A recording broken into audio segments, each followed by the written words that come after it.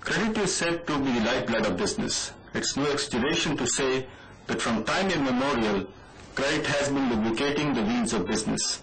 Whether it is raw material, finished goods, or money, the deficit units have been borrowing from the surplus generating units. The fast expansion of financial markets in the recent decades can to a large extent be attributed to the development of instruments of credit. The instruments like deposits, bonds, debentures, non-convertible debentures, convertible debentures, commercial paper, these are all the different forms of credit available in the financial market. It's equally pertinent to point out here that the entire mechanism of lending and borrowing relies upon a good assessment of the creditworthiness of the borrower.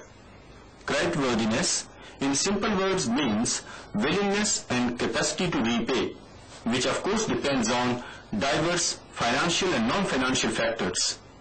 It is for this reason that the assessment of creditworthiness of the borrower constitutes a time-taking, costly and skilled assignment. While every saver might like to lend, he would also like to be assured of the safety of the principal amount and a reasonable rate of return. However, the collection, collation and analysis of all the relevant financial and non-financial factors may not be feasible for him. It is here that the role of a professional credit rater comes in. The history of credit rating, if we see, it is almost 100 years. Names like Standard & Poor and Moody's are well known. In India, credit rating originated only in the second half of the last decade. Currently, we have 3 credit rating agencies. The first rating agency is Credit Rating Information Services of India Limited, or what's briefly called CRISIL. The second is Investment Information and Credit Rating Agency of India, which is briefly called ICRA. And the third is called CARE, which stands for Credit Analysis and Research Limited. Now that we have the 3 credit rating agencies in India operating for the last 2 to 7 years, you would like to know more about the activities they undertake, the ratings they assign, the process they follow to assign these ratings, the methodology they follow for this, the uses these ratings have got for different beneficiaries. To answer these and related questions, we have with us 3 experts from credit rating field. We have Mr. P.K. Chaudhary, Mrs. Damayanti Verma, and Mr. Sandeep Nanda. Let's begin with the question, what is credit rating? I'll put it this way. As you rightly mentioned during your presentation, that capability and willingness to service debts as per terms of contract. In fact, credit rating is nothing but a current opinion expressed symbolically by some symbolic indicator about the capability and willingness to service the debts by the corporate borrowers as per terms of contract specific to a particular debt instrument. What we try to achieve, we try to rank different debt instruments issued by different corporate borrowers in terms of their inherent credit quality. And these are expressed in terms of AAA, AA, and all those rating symbols.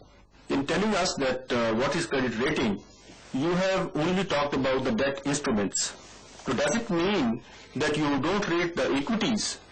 Yeah, you're absolutely right. We don't rate equity. We rate only debt. In fact, we have a problem in rating of equity. When we're rating debt, what we're looking at is a certain stream of cash flows over the life of a particular debt instrument.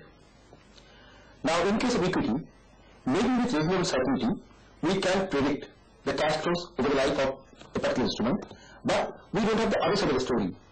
We don't know what amount would be the principal amount to be serviced, at what time.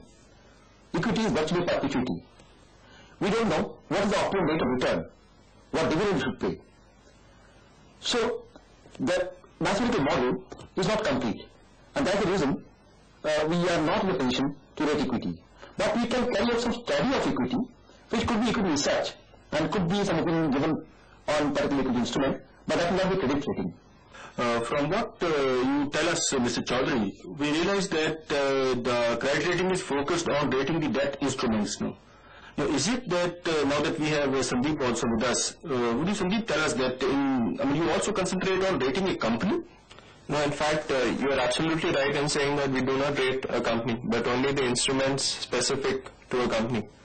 This is because in rating we are looking at the debt servicing capability of a company, and this is critically dependent on the specific terms of an instrument. It would depend on the size of the instrument, the rate of interest, the repayment terms, etc. And hence we cannot really look at rating of a company, but only of the instrument which that company raises. From what you say, it brings us to another question, Mr. Chaudhary. Maybe you can enlighten us on that. Project appraisal is one thing which is done by most of the financial institutions now. Well, credit rating agencies do the credit rating. Now, what is the difference between this credit rating and project appraisal?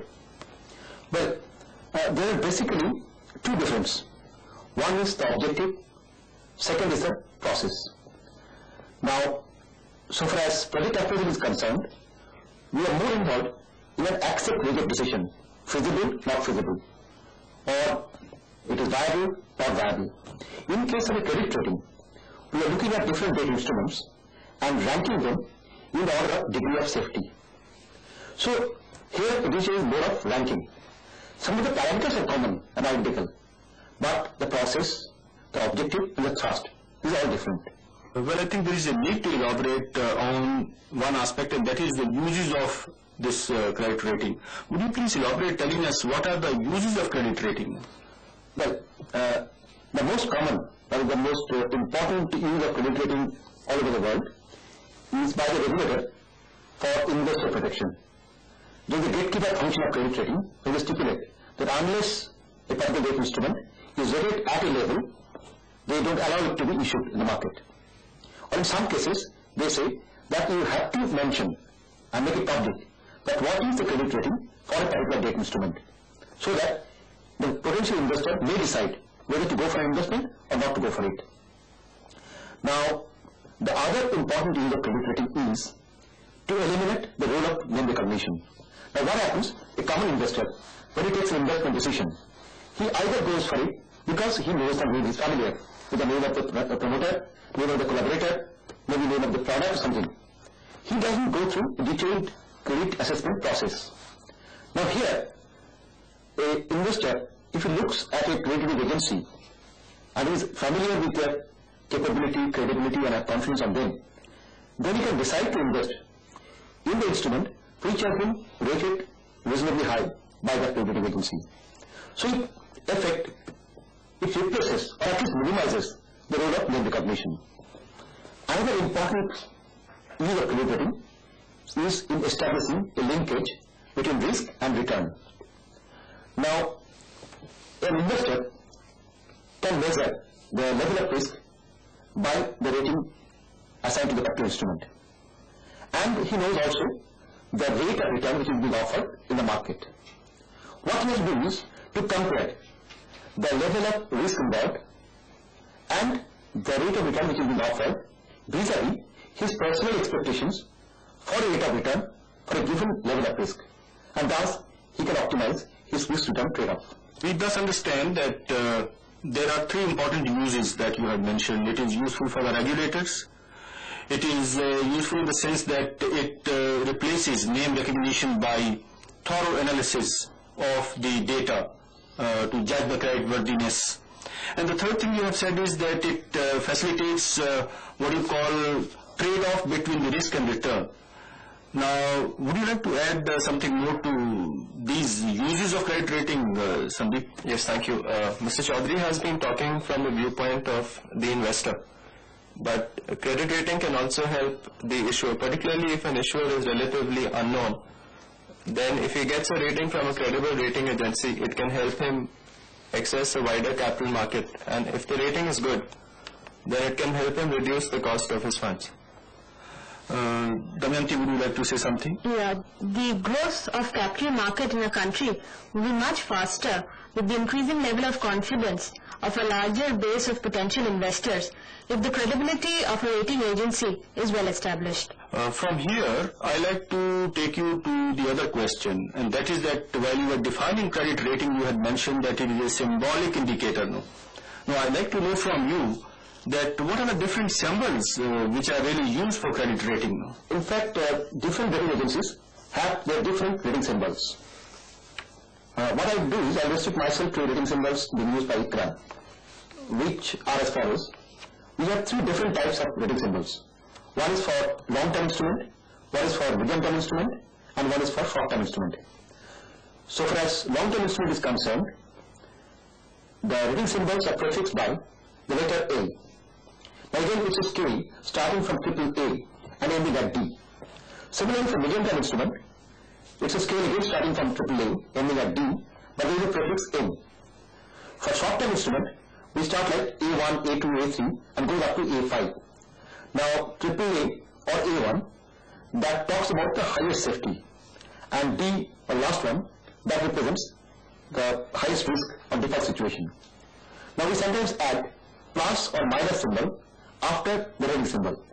Now, this plus and minus symbol really represents the relative strength within a particular group. For example, if somebody is AA plus, he is definitely weaker than AAA, marginally weaker than AAA, but he is stronger than a AA. Or similarly, a AA minus, that will be stronger than an A plus, but weaker than a AA instrument.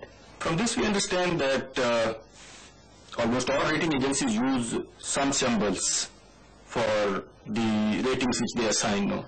I have a general question here, and I like to address this question to Sandeep. That is that why are the symbols used in credit rating? Well, that is simple to explain. Symbols are used because they are easy for a lay investor to understand.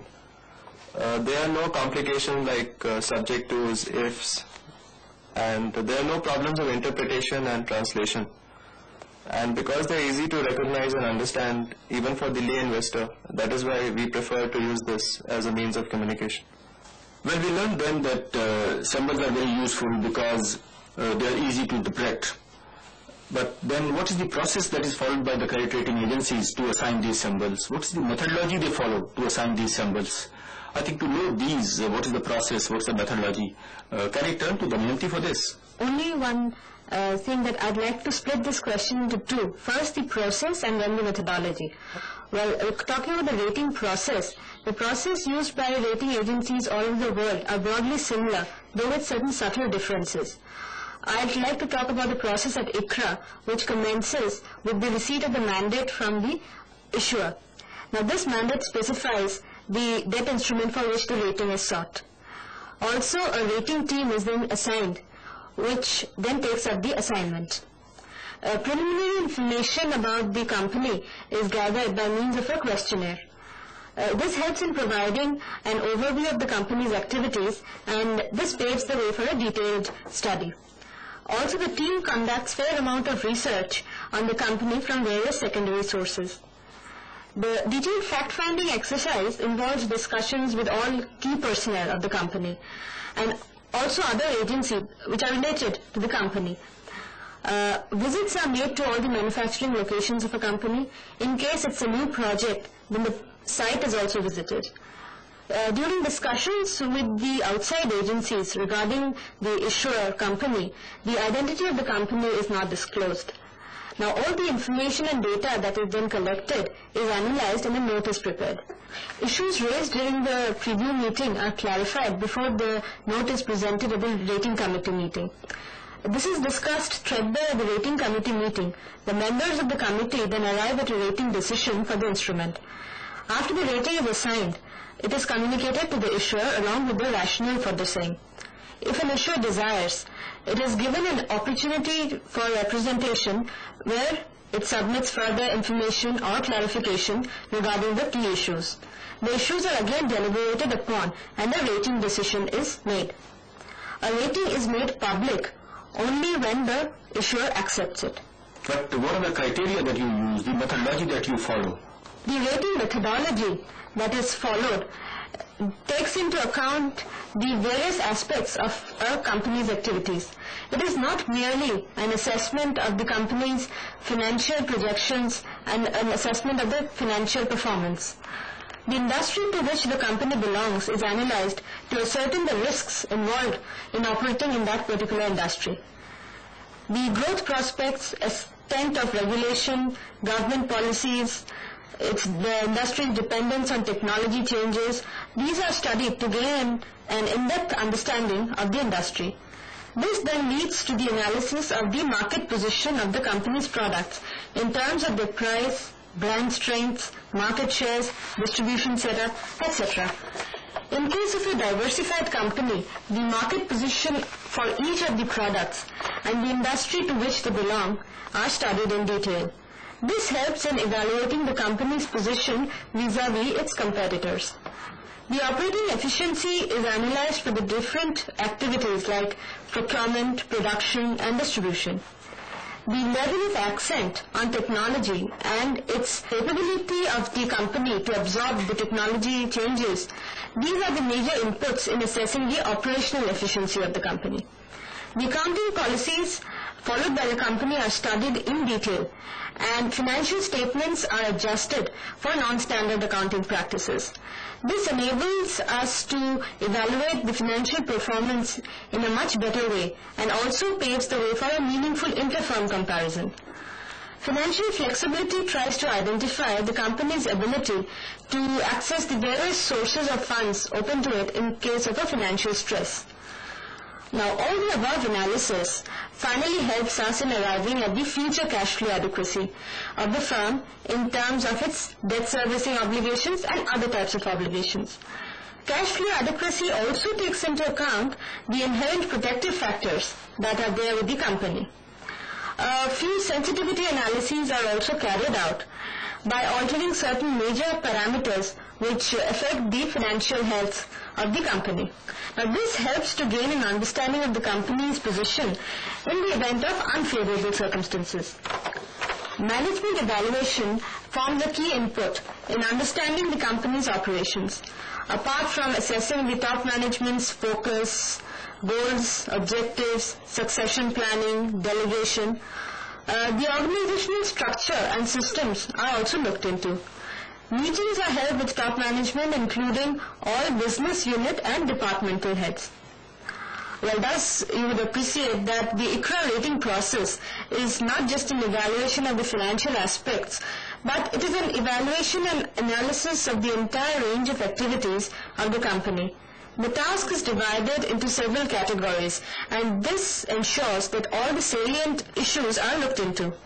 Depending upon each individual concern, there might be certain special issues which merit more study and consideration.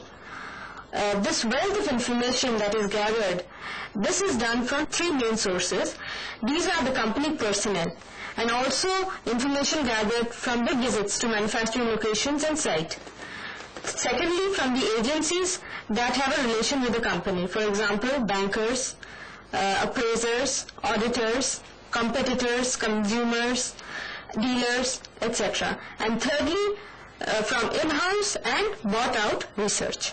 The criteria that we use, I think we understand are really broad-based. You cover financial, non-financial, you cover quantitative, you cover qualitative, you cover at the level of the industry, you cover at the level of the firm or unit, and even the government policies as they affect the industry and the unit. Definitely a very rigorous process, and I would say fairly structured methodology that you adopt. After hearing about the methodology, about the credit rating methodology that is followed in ICRA, I'd like to know from you, Sandeep, that how does this methodology compare with the methodology of credit rating followed in some, say, foreign credit rating agencies, say S&P kind of thing? Yes. In fact, many people have asked this question, and the rating process as explained by Damayanti is essentially similar to that which is followed by reputed international agencies abroad, like Standard & Poor's and Moody's. Of course, there are differences because of differences in accounting or legal or regulatory concerns. but it is constantly our endeavor during our rating process to ensure transparency and credibility. We have heard about the credibility, which is the in thing in credit rating. I believe the credibility will depend on the independence and objectivity of the whole process of credit rating. Would you, Mr. Chaudhary, tell us how the credit rating agencies ensure that? Credibility is one of the most important assets, rather the most valuable asset for a credit rating agency. If you look at the literature of Standard & Poor's, you'll find that they're giving so much importance to credibility that they say that if the credibility ceases to exist in case of rating agency, the rating agency itself ceases to exist. Now there are quite a few inputs for ensuring credibility. Two of them you already mentioned, that is independence and objectivity. I'll add a third dimension to that, that is consistency. Another important aspect of independence is avoiding conflict of interest. A rating agency should not get involved in any business where there is a possibility of conflict of interest. It should not get engaged in the business of market banking, underwriting, portfolio manager. It should not get involved in recommending, buying, selling or holding of instruments. There are many other ways through which independence could be ensured. One question that I like to now address to Sandeep is that how long is this rating which is assigned by these rating agencies, and maybe ICRA as an example you could take, are valid now? As you would have seen from the discussion on methodology, ratings evaluate the capability of the issuer to service a debt over the life of the instrument. Now the life of the instrument could be anywhere up to several years, depending on whether it's a longer term instrument or not. It is possible for a variety of reasons that performance in the future could be better or worse than the original expectations of the rating agency. Hence, all ratings which have been accepted by issuers are kept under surveillance. New economic and financial developments, industry trends, and company performance releases are reviewed regularly apart from a formal annual review. As a result of the surveillance process, it sometimes becomes apparent that changing conditions require a reconsideration of the outstanding debt rating. Consequently, rating may be upgraded, downgraded, or retained as warranted. Therefore, it is not possible to indicate a fixed period of validity of a rating. Now, do you think that the same instrument can have two different ratings if done by two different agencies? Well, that is very much possible, and since rating is a matter of opinion of certain individuals, it is possible that for a particular instrument, ratings of two different agencies differ, but also it has been observed that the difference is not much. Mr. Lee, tell us that what is the acceptability of this concept of credit rating now, say at the end of 5 to 7 years that we have the experience in this country? Within a short period, a tremendous amount of awareness has been created. A few years back, people were not very concerned, particularly the issuers were not very concerned about what sort of rating they are getting for what instrument. They thought it's one more formality and has to be complied with as fast as possible. Things are different now. Now, the same issuers are very concerned about the rating, and for every notch, they try to understand, are these rating agencies, that what is rational, what is justification, and then there are a lot of information that are exchanged so that they can get the rating they deserve. That is so far as the issuers are concerned. Even certain banks, institutions, mutual funds, they are nowadays insisting on credit rating. For financial services companies, some of the institutions and banks, they have introduced differential rate of interest scheme under which the high-yielded companies are given access to fund at a cheaper rate, and the rate goes up once the rating goes down. Apart from issuers and investors, rating agency has gained acceptance in the capital market also. Of course, SEBI as a rating agency has already stipulated that debentures which are convertible or redeemable beyond 18 months have to be compulsorily rated. Even Reserve Bank of India has stipulated that no one can issue commercial paper in the country unless it gets A2 rating from us, or P2 rating from CRISIL, or P2 rating from CARE. Definitely, this sort of interest being shown by different sectors of the society shows that credit rating has gained some sort of acceptance all over the country. Well, thank you very much, friends, for being with us and sharing very useful and interesting information about this upcoming concept of credit rating. So friends, we learned that credit rating is a process of rating debt instruments being issued by different borrowers, which include manufacturing companies, financial service companies, and public utilities. Credit rating covers debentures, preference shares, fixed deposits, and commercial paper. It does not cover equities and the companies. We also learned that the process of credit rating is quite rigorous, time-taking, and requires well-honed skills and experience. It involves detailed research and analysis of the financial and non-financial factors which influence the debt-paying capacity of the borrower. I may add here that during our discussion, we have talked about the process and methodology of credit rating followed in ICRA, but indeed the approach and the criteria used for credit rating by agencies all over the world are similar. They may use different letters for giving rating symbols, but the symbols and scales used by them are broadly similar. Another point which has clearly emerged in our discussion is that credit rating is useful not only for investors but also for issuers and regulators. While investors benefit in terms of risk-return assessment of each of the debt instrument, issuers get access to wider investor base as name recognition is substituted by objective credit assessment. Before closing, I may say that credit rating services hold vast scope in India, provided they further add and strengthen their information services and equity research services in addition to their present activity of debt rating.